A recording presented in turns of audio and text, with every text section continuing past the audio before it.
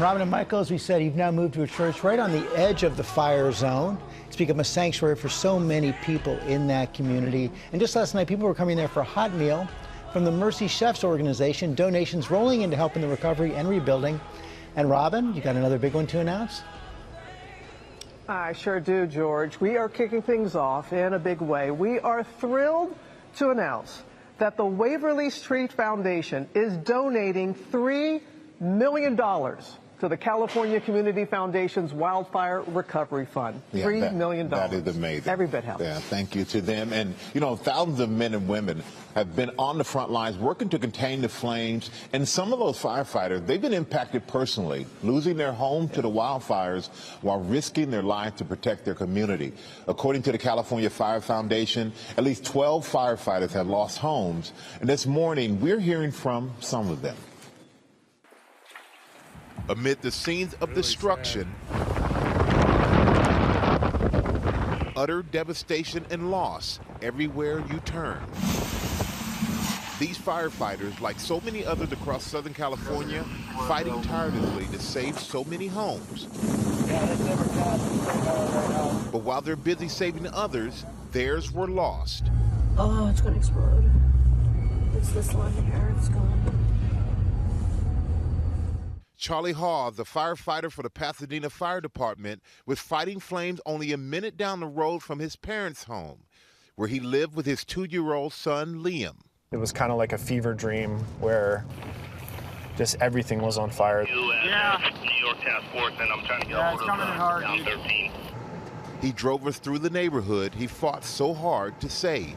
I walked up the street and could see my parents' whole roof was on fire. I felt so helpless, and we're supposed to be fixers in this job, and that wasn't the case that night. There's nothing, it just takes the breath out of you. This is the front door. You know, there was the walkway that went back to the living room. My grandpa's room was right here. Yeah, there's just nothing left. I think that's the hard part is losing the sentimental thing. You know, we're never going to lose the memories. And Chen Yu, an 18-year fire engineer for the Pasadena Fire Department, is also searching for what once was of his Pasadena home, where he lived with his wife Kim and 2 sons Hudson and Atticus. This is what's left of my home. Yu spent hours fighting flames in a neighboring town all night long. They took me off the rig just to get some relief, you know, get some rest. I asked him, hey, can we please go by my house to see if it's still standing? So we came up, and it was gone. It was burned to the ground. It's kind of what you see now. I was devastated. And then a lot of kind of like regrets, maybe, you know, maybe I should have tried to stay. You know, maybe I shouldn't have gone to work.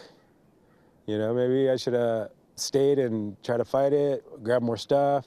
Amongst the charred remains, one small reminder of what once was. Yeah, I guess this little flower vase survived with the glass melted onto it. But maybe I'll set it aside. But not much else survived. But it's the bond between these firefighters that's helping them through these difficult times. It's hard to put one foot in front of the other when something like this happens.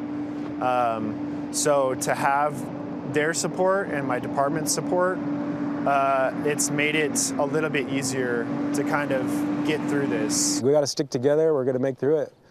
You know, at the end of the day, it always works out. And we're here with 4 incredible firefighters, Chen, Charlie, Jerry, and Isaac, and some of your families have joined us also this morning. And all of you have lost your home to these fires, but you're still serving the city, and you're battling the flames every day. And we want to just thank you for that, and we want to thank you for being here with us this morning, because we know how difficult this is for you. And Charlie, we know you lost a home that you grew up in. And you jumped right back in, went right back in to battle the flames. And you, as a matter of fact, you came here straight from your shift. So what keeps you going? Unfortunately, I don't think you really have an opportunity to just kind of roll over and give up with this job. You know, we have a duty to serve the community professionally. Like, you have to keep going. You know, that's something that, you know, I came back into the city and saw that the fires were still going, and, you know, I needed time to be with my family and spend time with my family. That was a priority, but, you know, I had to also give time to my community and work with my get back to the community, work with the coworkers, get back in it. So you know, you don't really have the time to just give up. And then I think personally, it's my parents and my kid that really keep me going, my 2-year-old son. So I see how lovingly your mother is looking at you. You're so proud. She is just so proud of you, and we all are. And it means so much that you guys, all of you, are here with your family. And Chen, we saw you in Michael's piece and going through your home, and you were able, we saw items that you were able to find, and you also were able to find something really, really special as well. What was that? Yeah, I was able to find my wedding ring. All right. We had gone back with my crew, and I was kind of half jokingly saying, like, hey, maybe I can find my ring. I knew where it was at. Mm-hmm. So without even asking, the guys jumped in and started looking through, and sure enough, they were like, I think this is it. And I was like, what? Well, that's some good news. That's great news. Yeah, and you better have known where it was at. I just want to let you know that, my friend.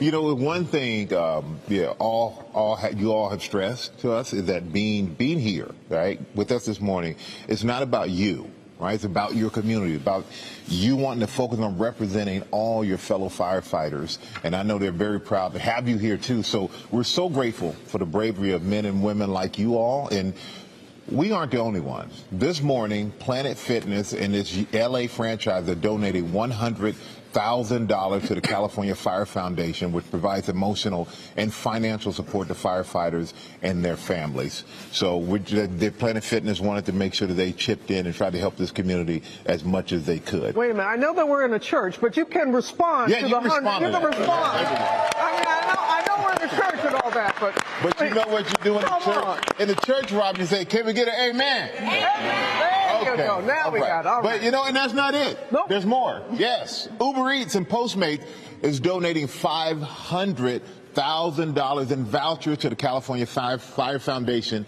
to be used on meals, groceries, and other essential items for everybody in here. But we're just so thankful for you all. We're so thankful for your bravery. We're thankful that your families, you know, are giving of you so that you can go out and serve your communities. And what you're doing is nothing short of amazing, especially in times that are tough for yourself when you've lost your own homes. And that is not lost on us about your bravery and your hearts. Let me get this little man down here. Okay. Go get it. Hey. What's your name? Evan. Okay. Who's with you right now? Who's this? Isaac. Okay, and he's a firefighter? Oh, you proud? All right. Are you a Dodgers fan? Okay. All right. I've got that all clear. Man of many words. Man of few words. And for everybody at home, for the viewers at home, you can help. All right. Just go to scan the QR code on the screen, okay? And that will help everybody in this community.